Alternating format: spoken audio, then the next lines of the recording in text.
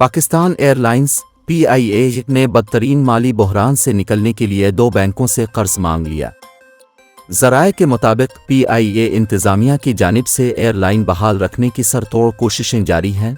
Airline ने माली बहरान से निकलने के लिए 2 बैंकों से 17 अरब रुपए कर्ज मांग लिया है।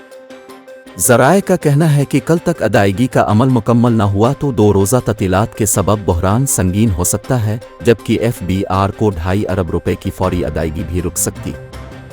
इसके अलावा तेल कंपनियों और तैयारों के लीज़ की अदायगी, फाजिल पुर्जों की खरीदारी भी रुक सकती है।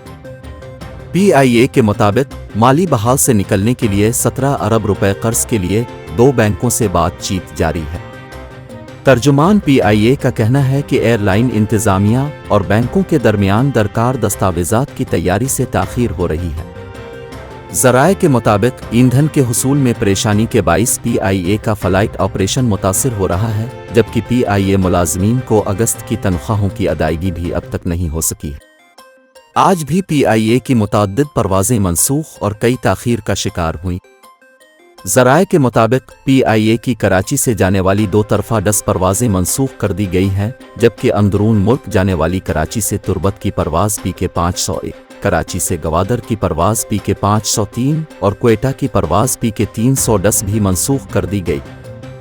ज़राए का कहना है कि PIA की कराची से सक्खर की परवाज़ PK 536, मुल्तान की परवाज़ PK 330 मनसूख और इस्लामाबाद की परवाज़ PK 300 आधा घंटा ताख़ीर से रवाना हुई।